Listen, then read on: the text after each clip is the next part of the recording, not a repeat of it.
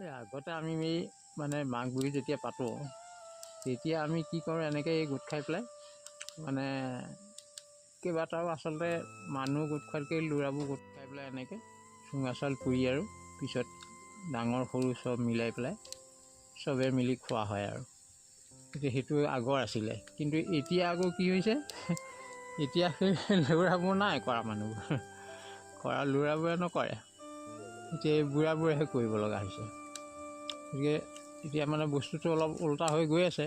মানে এই সৰু চামে বস্তুটো মানে যদিও এৰি দিয়া নাই, তথাপি মানে সিমান মানে এটা বৰ ইণ্টাৰেষ্ট নাইকিয়া নিচিনা তেনেকুৱা ধৰণৰ হৈছে। গতিকে আগৰ আৰু এতিয়া নতুন যিখিনি মানুহ উঠি আহিছে তেওঁলোকৰ মাজত এটা ডিফাৰেঞ্চ এটা আহিছে আৰু।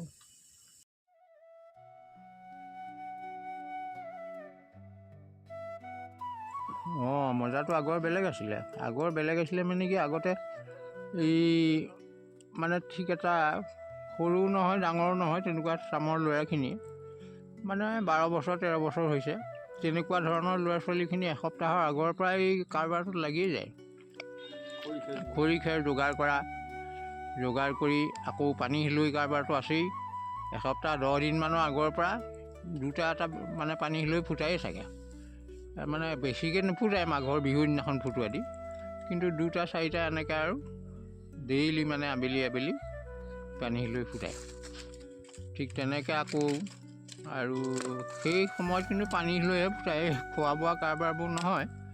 কিন্তু খোৱা বোৱা কাৰবাৰবোৰ আকৌ এই বিহুৰ আগদিনাখনৰ পৰাহে হয় আৰু উৰুকাৰ দিনাখনৰ পৰা। আৰু তেতিয়াতো আৰু মানুহ মানে চব এতিয়া ঘৰৰ তিৰোতাসকলতো আৰু চিৰা খুন্দা পিঠা খুন্দা এইবোৰতো লাগি যায়। আৰু একে ঘৰতে কেইবাজনীও গোট খায়, কেইবাঘৰো গোট খাই পেলাই সেই হেৰিখিনি কৰে, কামখিনি। পিঠা খুন্দা, তাৰপিছত পিঠা খুন্দা মানে কি, আকৌ তাত পিঠা খুন্দোতেতো বহুত কাৰবাৰ মানে সেই খুন্দিব লাগিল, খুন্দি আকৌ চালিব লাগিল। আকৌ আগৰ দিনত গুড়ি চালনীও এনেকুৱা পিঠা খুন্দিবৰ কাৰণে যিখিনি গুড়ি চালনী হয় মানে সৰু ফুটা থকা, সেই চালনীবোৰ তাঁৰৰ চালনীবোৰ কিনিবলৈ নাপায়। তেতিয়া সেই হেৰি কৰে, এই মানে গাঁৱৰ মানুহে নিজে বনায়, হাতেৰে সৰু কাঠি কৰি পেলাই চালনী বনায়।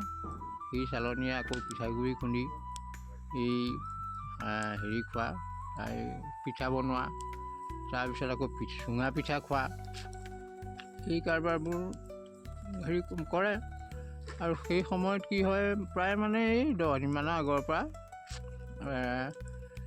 ৰাতি নোপোৱাওঁতেই উঠিব মানুহ, উঠি মানে সেই চিৰা খুন্দাতে ব্যস্ত হয়।